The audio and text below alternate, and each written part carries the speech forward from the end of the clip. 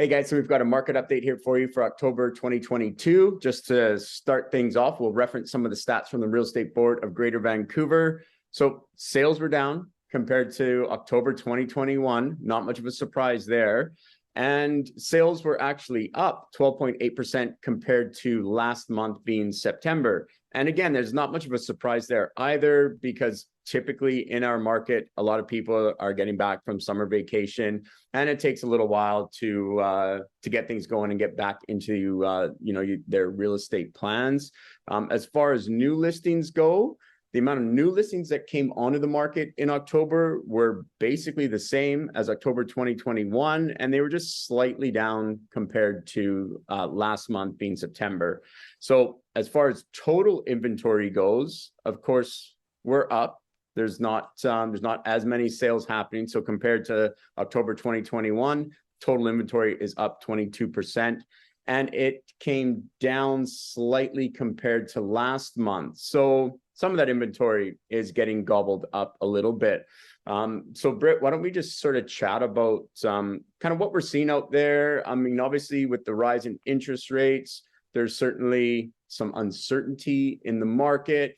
I think buyers and sellers are, they're a little bit frozen, it seems, because on one hand, they're wondering how much more prices will come down. And on the other hand, they're battling with the rise in interest rates. So maybe just touch on the conversation you might be having. There is. It's hard because right now, like how we've had for the past 2 years, or maybe I feel like the past maybe 10 years, is that we haven't had a lot of inventory, and our inventory has slowly declined over the years. So even with the less buyers in the marketplace right now, our inventory is still very low, and there's still people that need to buy and sell in this market. So there are listings that are getting, as you said, gobbled up quite fast. So we're seeing still, if we're looking at numbers, we're still looking at a balanced market compared to sales and new listings across the board, even some sellers markets in certain price ranges that are a little bit more affordable for the buyers. And that's in the lower price ranges. Obviously, with interest rates rising, their level of affordability of what people can afford has gone down with what their purchase price is. So we're seeing a lot of the, I'd say the lower end of the market is still quite active. Right.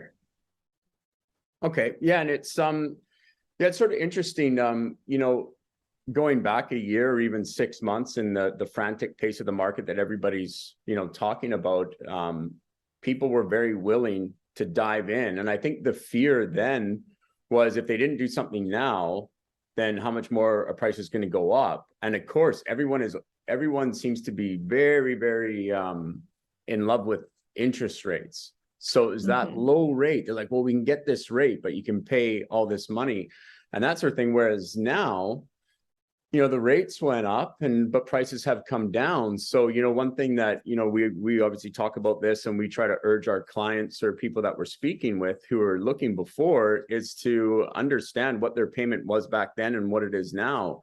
And, the likelihood of that is the payment's similar, probably a little bit more now, but the payment's still going to be similar. But the market is a much more friendly market in a sense, because now buyers, you've got time.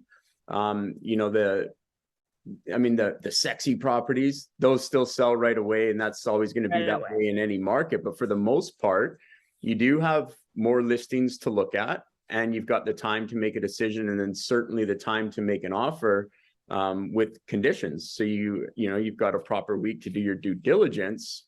And then for sellers, before, they would sell for amazing prices, which would be great. And if they were going back into the market, if it wasn't, say an investor cashing out for some reason or another, but if it's somebody that's upsizing, even downsizing for that matter, but they would have great success on the sale of their property, and then they'd be in a dogfight to get something else. And we would try to negotiate, longer closings and rent backs and things of that nature. But it was very stressful on both sides of the transaction. Whereas now sellers, we're starting to see subject to sales a lot more. And even, Yeah, which you is know, great. Yeah. and again, It talking allows with, people to have their opportunity to be able to not have that pressure, right? Of having to, find this property and then frantically going to sell. And are we going to get that sales price to match what we thought that we were going to get when we're, buying? So I think also another thing is that with interest rates being so low, it put a lot of people in the marketplace to upgrade their properties. And that's where that's where people became frantic. But now, which is interesting, is that you should also look like, if you are looking to upgrade, what's your upgrade looking like now compared to the sale price of your property? Because you probably are going to find that the gap is not as big as you think it is. right. So Yeah. I think that's important things to look at all sides of it. Interest rates being what they are, and we'll get into interest rates, but they're not going to be this way forever, right? So maybe we can transition into talking a little bit more of the interest rates and what the predictions are going to be out there for these in the short-term marketplace. Yeah, for sure. And, I mean, I think, like, I mean, we share the same philosophy here where, we're trying to give our clients and people the information they need so they can make the best decisions for themselves. So it is, we're not trying to tell somebody now's the right time to do it, right? I mean, it's got to be their individual situation, right? But we are trying to help people make smart decisions, right? So talking about getting into the interest rates here, in speaking with some of our mortgage broker friends, a lot of them are suggesting or recommending to their clients a 2 or 3 year term, fixed term, because by the end of that, it's the interest rates will have come down. So I know some, maybe the odd broker might still be recommending a variable if the client really needs the flexibility of that. So point being, rates are probably going to go up again in December, from what I understand. Obviously, nothing's ever set in stone, but that's the talk of the town. So you've got a higher interest rate now, but you've got some lower prices. So if you did get into the market now, and then you had a 2 year term, when the rates do start coming back down, the demand is going to increase. People are going to be like, oh, okay, rates are down. It seems like people are more interested in the rate than the price of the property. But point being is, you got a little bit of a higher interest rate right now, but you got a lower property purchase price.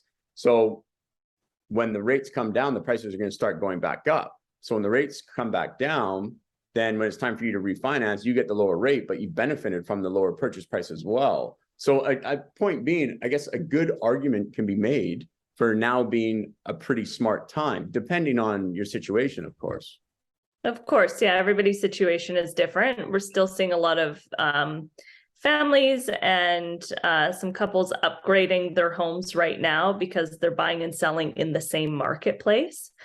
Some of them are able to port their mortgage over and then just have a slightly lower rate with a blended mortgage rate. So we're seeing lots of different equations. And of course, it's going to be what's the best decision for you in your situation. But it just, I think, to overall look at all the options and all the stats, and how much we love stats over here, and just looking at what's going to make sense in the short term for you. Is it going to be right now when prices are lower? Or is it going to be when, a little bit more, do you feel more comfortable in that sort of that herd mentality? There's a lot of people that really like to follow what everybody else does, and hence why we see these crazy marketplaces. Sometimes you've got to sort of separate yourself a little bit and look at the opportunities. And that's what we're here for, to show you those.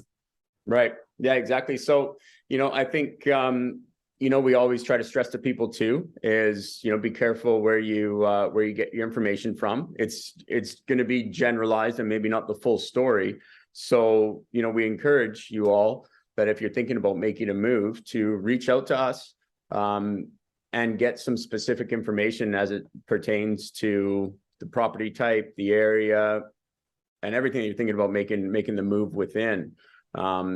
And then from there, I think that'll kind of offer some clarity. There's so many different media sources and messages, and it's hard to make sense of it all And I think that just tends to freeze people. So all anybody needs to do is just take the one step, reach out to your mortgage broker, reach out to us, and just have a conversation. You don't have to do anything, just gather the information, and then things might start to become a little bit more clear, and then you'll know what makes sense for you. Yeah. Yeah, media sells on headlines. So we're here just to give you a little bit more clarity on what those headlines mean and what is the truth and what might be just stressed a little bit to sell some content. Yeah, exactly. Okay, well, I think that's about all I have to sort of mention right now. I mean, obviously we're talking in very broad terms. I mean, it would be here forever if we started going neighborhood by neighborhood and that sort of thing. Was there anything else you wanted to mention? Nope. There's Okay. nothing else. Just reach out if you have some more specific questions about a sub area that you live in. And obviously the little micro neighborhoods within the city is really important as well too. So we're happy to share that information. Okay, awesome. And one other thing, Brittany and I are doing a webinar Yes. in November. So, I mean, if you're seeing this video and if you've made it this far, you're going to see the link and all that sort of stuff with some more information on that. But we're going to kind of take a little bit of a deeper dive and that sort of thing. So yeah, heads up for that. And until then, like Brittany said, we're here if you need anything, and we'll speak soon. Bye.